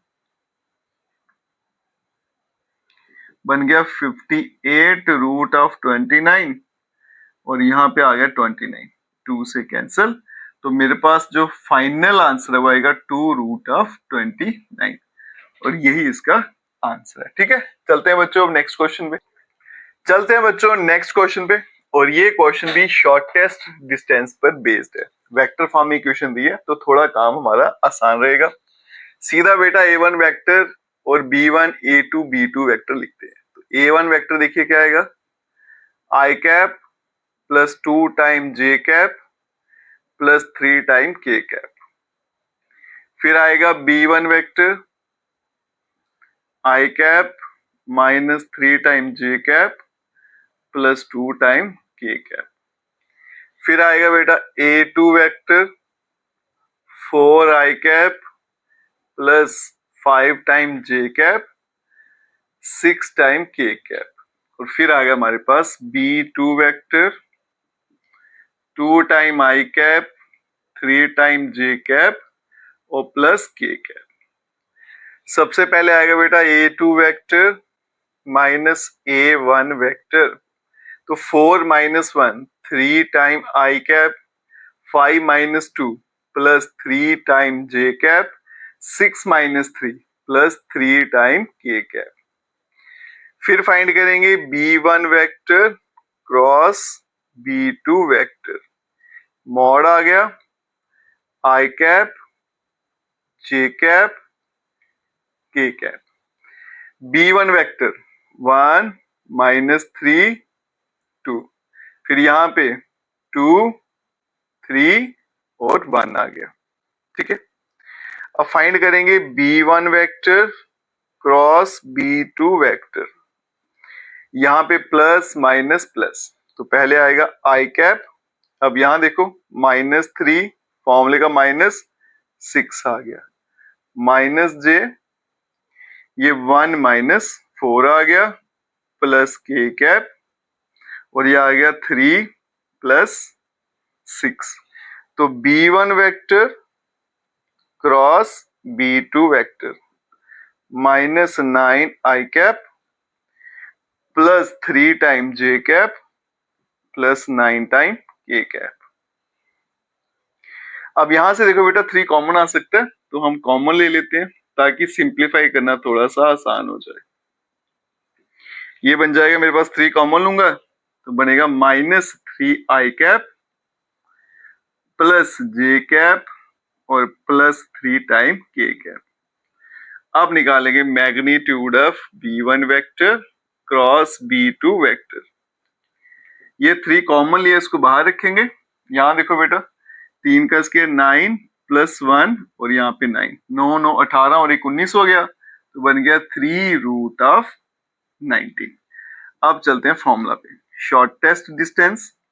अब बार बार फॉर्मूला लिखेंगे बेटा, मैग्नीट्यूड सीधा a2 माइनस a1 क्या आएगा, 3 time i cap, 3 time j cap, 3 time k cap, फिर आएगा बेटा dot b1 cross b2 minus 9i, ठीक है, प्लस 3j और प्लस 3 का k आएगा, सॉरी 9 का है, मैंने 3 लिखा था। अब चलेंगे डिवाइड में, मॉड यहां बंद और 3 रूट ऑफ 19, तो shortest distance is equals to, ये मॉड आ गया बेटा, 9 3 से 27 माइनस का 3 इंटू 3 9 और प्लस का 27 डिवाइड में 3 रूट ऑफ 19, ये सीधा सीधा कैंसिल, तो बनेगा 9 बाय 3 रूट ऑफ 19, ये 3 से कट जाएगा तो आएगा 3 बाय रूट ऑफ 19, ठीक है, और यही है इसका फाइनल आंसर। चलते हैं बच्चों नेक्स्ट क्वेश्चन पे, चलते हैं बच्चों इस एक्सरसाइज के लास्ट क्वेश्चन पे। इसमें आपको थोड़ी सी मेहनत ज्यादा करनी पड़ती है, क्यों, क्योंकि दी तो वेक्टर फॉर्म है लेकिन ए वेक्टर और बी वेक्टर अलग अलग नहीं दिए, तो वो काम भी आपको करना है, ए वेक्टर अलग करना है, बी वेक्टर अलग, फिर उसके बाद में सेम तरीके से इसको सॉल्व करेंगे। अब यहां देखो बेटा पहली इक्वेशन पकड़े अगर हम, तो आई कैप जे कैप के कैप दिए, इनको अंदर मल्टीप्लाई कर लेते हैं, ठीक है। एक मैं थोड़ा डिटेल में सॉल्व करके दिखाऊंगा, दूसरे को कोशिश करेंगे डायरेक्टली सॉल्व करने की। ये बनेगा बेटा i cap minus t i cap plus t j cap minus 2 j cap plus 3 k cap और माइनस 2 टी और साथ में के कैप, ठीक है। तो are vector is equals to, देखो बेटा आई जे के ये वाले अलग कर दो, टी वाले अलग कर दो, तो यहाँ पे क्या आएगा आई कैप, उसके बाद में माइनस 2 जे कैप, फिर आ गया प्लस 3 टाइम के कैप, ठीक है, प्लस टी कॉमन बनेगा माइनस आई कैप, फिर आ गया बेटा प्लस का जे कैप और यहाँ पे माइनस 2 के कैप, टी हमने कॉमन ले लिया, ठीक है। तो ये बन गई बेटा एक स्टैंडर्ड फॉर्म में, बस लैम्डा की जगह यहाँ पे टी है। दूसरी इक्वेशन भी आपको सॉल्व करनी है, अगर मैं इसको डायरेक्टली सॉल्व करने की कोशिश करूं तो आई वाला क्या आएगा, पहला नंबर आई रहा, जे में क्या आएगा माइनस जे, और के में देखो क्या आएगा बेटा माइनस का साइन भी बाहर, तो सीधा सीधा माइनस के कैप आएगा, प्लस यहाँ पे आ गया आपके पास एस आ गया कॉमन। अब यहां देखो बेटा सबसे पहले क्या आएगा, यहाँ पे आई कैप और जे के साथ क्या रहा प्लस 2s जे, तो बनेगा 2 टाइम जे कैप, और यहाँ पे आएगा बेटा 2s के कैप, वो भी माइनस का है ना, तो आएगा माइनस 2 टाइम के कैप। तो मैंने डायरेक्टली कर दिया इसको, आप चाहो तो फिर से इसको एक्सपैंड करके उसके बाद में अलग अलग करके कर सकते हो। इक्वेशन सिंप्लीफाई हो गया बेटा। अब चलेंगे a1 वेक्टर क्या आ गया आई कैप माइनस 2 टाइम जे कैप 3 टाइम के कैप, फिर आ गया b1 vector minus i cap plus J cap minus 2 time k cap, फिर आ गया बच्चों a2 वेक्टर, ये आ गया आई कैप माइनस जे माइनस के कैप, फिर आ गया हमारे पास b2 vector i cap plus 2 time J cap minus 2 time k cap. सबसे पहले आएगा a2 vector minus a1 vector, करेंगे माइनस, आई प्लस का है, ये प्लस का तो माइनस हो जाएगा, तो 0 टाइम आई माइनस और ये हो गया प्लस, तो बनेगा प्लस का जे कैप माइनस और माइनस, माइनस का 4 टाइम के कैप। अब चलते हैं बेटा b1 क्रॉस b2 पे। अब यहां देखो b1 vector cross b2 vector is equals to, यहाँ पे आई कैप, यहाँ पे जे कैप और यहाँ पे आ गया के कैप। पहले b1 वेक्टर देखो क्या आया माइनस 1 1 माइनस 2, और यहाँ पे b2 में 1 2 और -2। तो ये बन गया बेटा b1 vector cross b2 vector. I cap यहाँ पे साइन लगा लेते हैं, प्लस माइनस प्लस, ब्रैकेट में आ गया -2 और माइनस माइनस प्लस 4 हो गया। फिर चलेगा माइनस जे कैप, ये आ गया 2, फॉर्मूले का माइनस, ये बन गया बेटा प्लस का 2। फिर चलेगा आगे प्लस के कैप और ये बन गया माइनस का 2 और माइनस का 1 बन गया। ठीक है, तो b1 vector cross b2 vector कितना बन गया 2 टाइम आई कैप, ये बन गया बेटा 4 टाइम जे कैप माइनस का, और ये बन गया -3 time k cap. Magnitude find कर लेते हैं, b1 vector cross b2 vector, root of 2 का स्क्वायर 4, 16, 9, तो रूट ऑफ 29 आ गया। अब चलते हैं बेटा फॉर्मूला पे, शॉर्टेस्ट डिस्टेंस, ये मॉड आ गया, पहले a2 minus a1, 0 time I cap plus J cap -4 time k cap, फिर dot b1 cross b2, 2 time I cap -4j -3 time k cap, और यहां डिवाइड में आ गया b1 क्रॉस b2 का मॉड वो है रूट ऑफ 29। तो shortest distance is equals to 0 से मल्टीप्लाई हो तो 0 ही रहेगा, 1 इंटू -4, तो -4 माइनस माइनस प्लस का 12 डिवाइड में रूट ऑफ 29, और यहाँ पे आ गया मॉड, 12 में से 4 गया तो 8 डिवाइडेड बाय रूट ऑफ 29, और यही है इसका फाइनल आंसर। और ये वाला क्वेश्चन इंपॉर्टेंट भी है। ठीक है, क्वेश्चन नंबर 1, यहाँ देखो बेटा एंगल फाइंड करना है, लाइंस के बीच में डायरेक्शन रेशियो मुझे दे रखे हैं। अब बच्चों ने फॉर्मूला पढ़ा था, मैं आपको थोड़ा सा फॉर्मूला अगर रिकॉल करवाऊं, एंगल फाइंड करने का जो फॉर्मूला बच्चों ने याद किया होता है वो होता है b1 vector dot b2 vector, फिर डिवाइड में मॉड ऑफ b1 वेक्टर और मॉड ऑफ b2 वेक्टर। ठीक है, अब बच्चे यहाँ पे परेशान हो जाते हैं कि हमने तो b1 डॉट b2 पढ़ा था, यहाँ पे तो कुछ और ही दिया, वेक्टर तो है ही नहीं। अगर बेटा थोड़ा सा कंसेप्ट आपके दिमाग में है या थोड़ा दिमाग लगाएं, तो मैंने ये भी पढ़ाया था कि जो डायरेक्शन रेशियोज होते हैं ना, उनसे जो वेक्टर बनता है वही आपका बी वेक्टर होता है। मतलब b1 वेक्टर क्या हो जाएगा ai plus bj plus ck, और ये क्या हो जाएगा आपका b2 वेक्टर, फिर आराम से सॉल्व हो जाएगा। तो यहां देखो बेटा, पहले फाइंड करते हैं b1 वेक्टर, क्या बनेगा ai plus bj plus ck, फिर आ गया हमारे पास b2 वेक्टर, क्या आ जाएगा b minus C I cap plus c minus A J cap plus a minus b, और साथ में आ गया k कैप। b1 b2 आ गया, फिर क्या क्या फाइंड करना है, इनके मॉड यहीं पे फाइंड कर लेते हैं। b1 वेक्टर का मैग्नीट्यूड क्या आएगा बेटा, रूट ऑफ ये a का स्क्वायर b का स्क्वायर फिर आ गया c का स्क्वायर। यहां पे देखो b2 का जो मैग्नीट्यूड है वो क्या आएगा, root of b minus C का square plus c minus A का square plus a minus B का होल स्क्वायर। ठीक है, और यहां पे बेटा b1 vector dot b2 vector, इसे भी फाइंड कर लेते हैं बेटा। तो डॉट प्रोडक्ट कैसे फाइंड करते हैं, मल्टीप्लाई करते हैं आई वाला नंबर आई से, जे वाला जे से, के वाला के से। तो यहाँ पे क्या आएगा बेटा a, और मल्टीप्लाई में b minus c plus b c minus a plus c, और यहाँ पे a माइनस बी आ गया।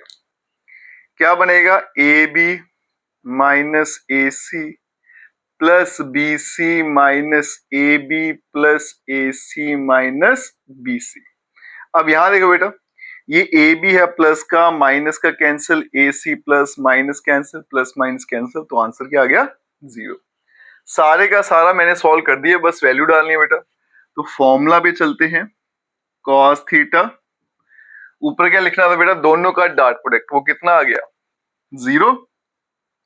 ठीक है, अगर न्यूमरेटर में 0 आ जाए तो नीचे जो मर्जी लिखिए आंसर तो 0 ही रहना है, और कॉस के टेबल में बेटा जीरो मुझे पता है कितने पे होता है, 90 डिग्री पे। तो थीटा का आंसर क्या बन जाएगा, π/2। ठीक है जी, मतलब ये दोनों लाइंस आपस में क्या है, परपेंडिकुलर। अब चलते हैं बच्चों नेक्स्ट क्वेश्चन पे। चलते हैं बच्चों question number 2। Find the equation of the line parallel to the X axis and passing through the origin. ये लाइन एक पॉइंट से पास कर रही है और वो पॉइंट क्या है बेटा, ओरिजिन है। ठीक है, और मुझे पता है कि इक्वेशन ऑफ लाइन जो एक पॉइंट से पास करती है वो क्या होती है बेटा, x minus x1 divided by a, y minus y1 divided by b और z minus z1 divided by C.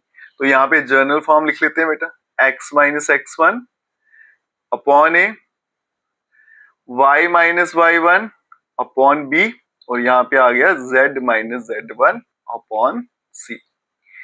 Point क्या है मेरा, ओरिजिन। तो ओरिजिन क्या होता है, 0 0 0। ये आ गया x1 y1 z1। उसके बाद में क्या बोला गया, parallel to the X axis, मतलब पैरेलल वेक्टर जो होता है वो आपका क्या होता है, बी वेक्टर।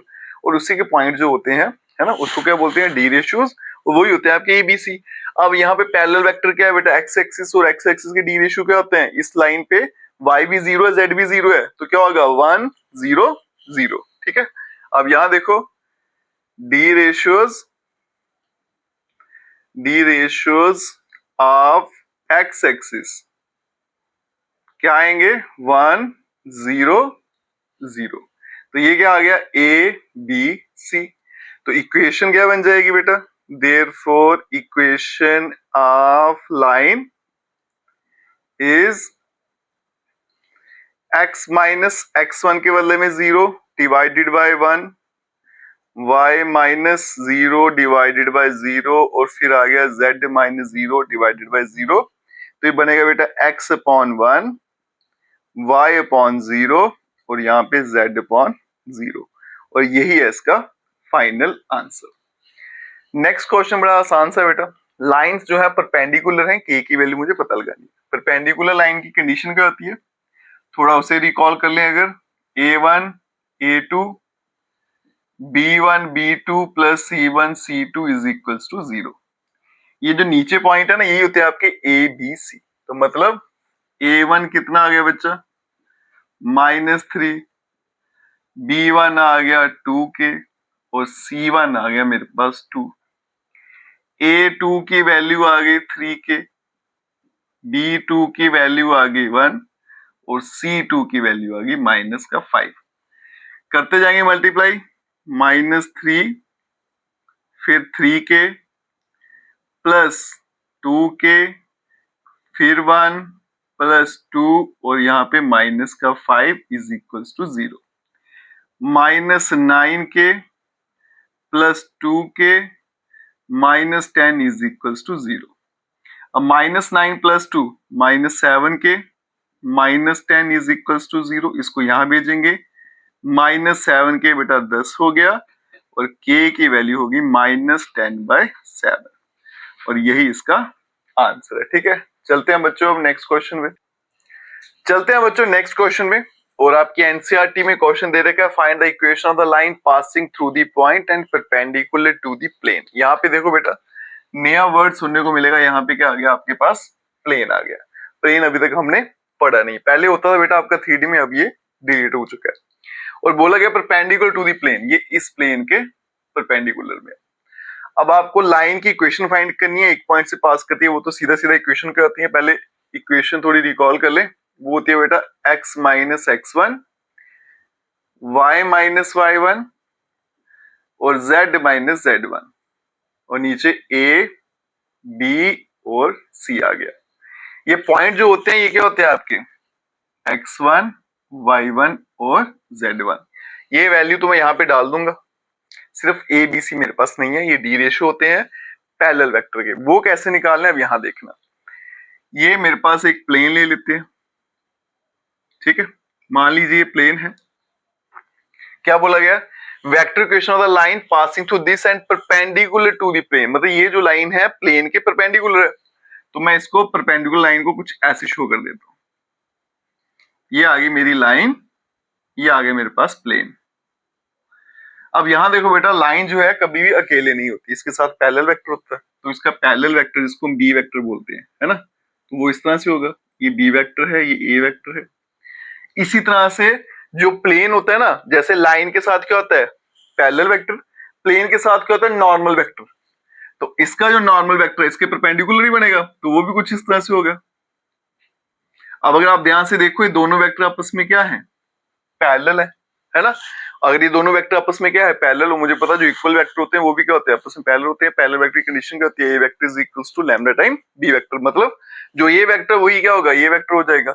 तो इस तरह से मेरे पास बी वेक्टर निकल के आ गया। अगर बी वेक्टर निकल गया तो मेरे पास एबीसी की वैल्यू आ गई और मेरा आंसर आ गया। ठीक है, अब यहां लिखेंगे, यहां पे मैं लिख देता हूं सिंस जो पैरेलल वेक्टर है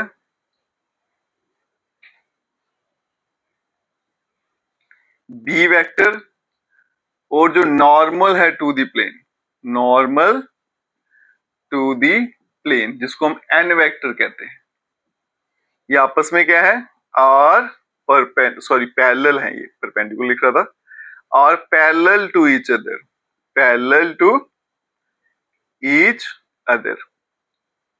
अब यहां देखो बेटा ये प्लेन की इक्वेशन है, जनरल फॉर्म क्या है ऐसे, ये वहां पे हो जाता है इस तरह से होती है। ठीक है, तो ये आ गया बेटा इसका एन वेक्टर, नॉर्मल वेक्टर आ गया। ठीक है, और ये आ गया लाइन का मेरे पास बी वेक्टर, ये दोनों आपस में क्या आ गया पैरेलल आ गया। तो देयरफॉर मैं लिख सकता हूं कि मेरा जो बी वेक्टर है वो किसके बराबर होगा, i cap plus 2j minus 5 time k cap. B vector आ गया, अब मुझे वेक्टर इक्वेशन फाइंड करनी है तो उसको वेक्टर फॉर्म में रखते हैं फिर। Therefore equation of line is, vector form क्या होती है are vector is equals to A vector plus lambda time b vector. तो are vector is equals to, देखो बेटा ए वेक्टर क्या होता है, ये जो पॉइंट होता है, तो क्या बन जाएगा आई cap plus 2j plus 3k, फिर आ गया प्लस लैम्डा, और बी वेक्टर के बदले में आई कैप प्लस 2j और माइनस 5 टाइम के कैप। ठीक है, और ये इसका फाइनल आंसर है। मान लीजिए अगर आपको पूछा गया हो कि इसको कार्टेशियन फॉर्म में लिखना बेटा, तो x1 y1 z1 यहां डालेंगे और ये नंबर जो है 1 2 और -5 ये आपके क्या आ जाएंगे एबीसी, तो भी आपका आंसर आ जाएगा। ठीक है, चलते हैं बच्चों नेक्स्ट क्वेश्चन पे। चलते हैं बच्चों क्वेश्चन नंबर 4 पे। अब आप सोचोगे सर अभी तो किया था क्वेश्चन नंबर 4। अब बच्चा कई जगह क्या है क्वेश्चन नंबर 4 जो इससे पहले किया वो लिखा हुआ है, कुछ जगह मैंने देखा क्वेश्चन नंबर 4 ये वाला लिखा हुआ, तो मैं दोनों करवा देता हूँ। जो आपको दिखेगा बुक में आप वही कर लीजिएगा। ठीक है, वो आप पे चॉइस है। शॉर्टेज डिस्टेंस फाइंड करना है, आसान सा क्वेश्चन है बेटा, कुछ मुश्किल नहीं है। तो वेक्टर फॉर्म मुझे दे रखी है, पहला आएगा a1 वेक्टर, कितना आ गया बेटा 6i plus 2j cap plus 2k cap. फिर आएगा b1 वेक्टर, वो आ गया मेरे पास i cap minus 2j cap plus 2 time k cap.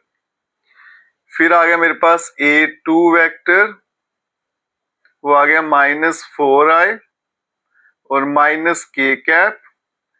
फिर आ गया b2 वेक्टर, और ये कितना आ गया 3 time i cap minus 2j cap minus 2 time k cap.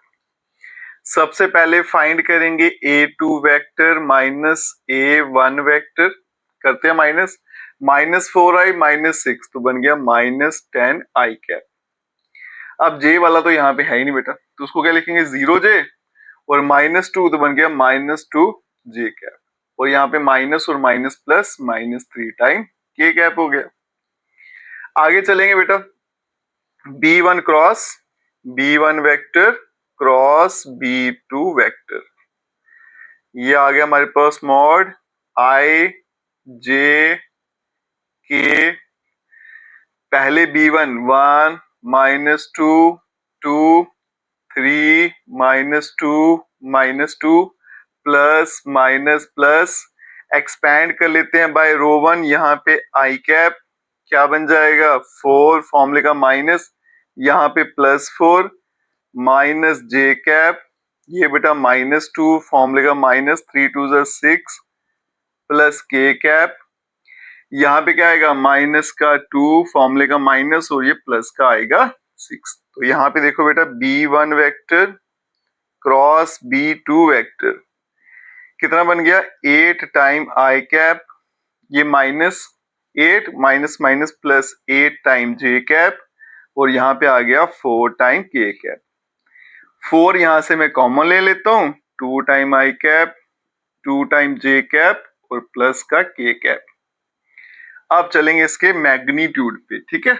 ये आ गया बेटा B1 क्रॉस B2 का मैग्नीट्यूड। यहाँ पे देखो 4 मैंने कॉमन लिया था, ये बाहर आएगा, रूट 2 का स्क्वायर 4, फिर 4 और फिर +1, 4 + 4 + 1, रूट 9 3 होता है, तो 4 × 3, ये आ गया बेटा 12। ठीक है जी।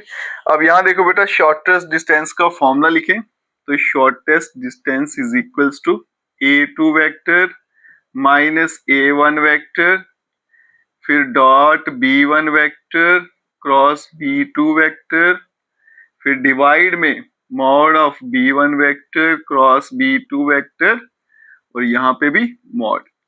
तो shortest distance is equals to A2 minus A1 कितना आया -10 आए, -10 आई कैप, -2 जे कैप और माइनस का 3 के कैप, फिर आएगा डॉट B1 क्रॉस B2 कितना आ गया 8 8 4, ये आ गया बेटा 8 आई प्लस 8 जे प्लस 4 के, ठीक है। और डिवाइड में मैग्नीट्यूड कितना है 12, और यहाँ पे लेंगे मॉड। तो shortest distance is equals to, ये कितना बन गया -80, ये बन गया माइनस का 16 माइनस का 12, डिवाइड में आ गया 12। अब इसको ऐड करते हैं बेटा, 80 में 16 ऐड किया 96 और 12 108 हो गया, है ना। 108 मॉड लगा तो प्लस में लिखेंगे, 12 से काटेंगे तो आ गया 9, और यही इसका फाइनल आंसर। तो जो भी आपको क्वेश्चन दिखेगा बुक में बेटा उसके अकॉर्डिंग इसको कर लेना। अब चलते हैं नेक्स्ट क्वेश्चन। चलते हैं बच्चों इस एक्सरसाइज के लास्ट क्वेश्चन में। क्वेश्चन देखिए क्या है, फाइंड द वेक्टर इक्वेशन। तो सबसे पहले वेक्टर इक्वेशन पता करनी है लाइन की, एक पॉइंट से पास करी है और फिर परपेंडिकुलर है वो इन दो लाइंस की। देखो बेटा कार्टेशियन इक्वेशन को सॉल्व करना थोड़ा आसान रहता है, मैं वैसे सॉल्व करूंगा, फिर उसको बाद में वेक्टर इक्वेशन में बदल देंगे। तो यहां देखिए बेटा लेट, मान लेते हैं कि जो इक्वेशन है लाइन की, इक्वेशन ऑफ लाइन इज क्या होती है बेटा x माइनस x1, पॉइंट क्या है 1, फिर आ गया y माइनस y1 और यहाँ पे z minus z1 plus 4, divide में a b और c, ठीक है। ये वैल्यू मेरे पास है नहीं, बस यही पता करनी है और आपके पास इक्वेशन आ जाएगी कार्टेशियन फॉर्म में, फिर उसको वेक्टर फॉर्म में बदल देंगे। आगे दिए कि ये लाइन इसके भी परपेंडिकुलर है और इसके परपेंडिकुलर है। अगर दो लाइंस परपेंडिकुलर है तो दोनों की डी रेशियो का प्रोडक्ट क्या होता है 0 होता है। इसका मतलब मैं ऐसे लिख सकता हूं बेटा 3 time a minus 16b plus 7c is equal to 0, कोई दिक्कत नहीं। फिर ये लाइन इसके परपेंडिकुलर है, 3 time a plus 8b minus 5c is equal to 0, कोई दिक्कत नहीं बेटा, दो इक्वेशन बन गई। इनको सॉल्व करेंगे, एक मेथड होता था क्रॉस मल्टीप्लिकेशन मेथड, उसकी मदद से इसको सॉल्व करेंगे। अब देखो बेटा कैसे करना है, a लिख लीजिए, यहाँ पे -b और यहाँ पे c लिख लीजिए, ठीक है। तरीका देखना क्लास 10th में पहले होता था, अब ये डिलीट हो चुका है, थोड़ा रिकॉल करवाता हूँ आपको। अब देखो बेटा मैंने a के नीचे नंबर लिखना है तो a को आपने छुपा लेना है, पीछे जो नंबर दिख रहा है ना सीधे सीधे लिखते जाओ। -16 और 7 दिखा तो ये आ गया -16 और 7, जैसे आपको दिख रहे हैं वैसे लिखो। नीचे क्या दिखा था 8 -5, डिटेल में कराऊंगा ताकि आसानी से समझ आ जाए, बाकी आप किसी और मेथड से करोगे तो भी चलेगा, उससे थोड़ा लंबा काम हो जाता है। फिर b की बारी है तो b को छुपा लेना है, पीछे क्या बचेगा 3 और 7, ये आ गया बेटा 3 7, ये आ गया 3 और -5, 3 और -5। फिर c की बारी तो c को छोड़ देंगे, 3 -16, 3 -16 और यहाँ पे 3 और 8, ये आ गया 3 और ये आ गया 8। आगे क्या करना बेटा क्रॉस मल्टीप्लाई इस तरह से, ठीक है। तो यहाँ देखो a के नीचे क्या आएगा माइनस माइनस प्लस 80, फिर ये फॉर्मूले का माइनस लगाना है, फिर इन दोनों को करना है 56 माइनस b, यहाँ पे कितना बनेगा -15, फॉर्मूले का -21 और यहाँ पे c 8 3 is 24, फॉर्मूले का माइनस, और ये माइनस माइनस प्लस कितना हो गया 48। तो a डिवाइडेड बाय 56 में 4 ऐड करो कितना होता है 60, तो बन गया 24। यहां बनेगा बेटा माइनस बी डिवाइडेड बाय 21 और 15 ऐड किया तो माइनस का 36, और यहाँ पे बन गया बेटा c अपॉन 48 और 24 ऐड करूंगा, 4 ऐड करूंगा 52, 62 और 72 आएगा। ये माइनस भी कट जाएगा, तो a upon 24 is equals to b upon 36 is equals to c upon 72।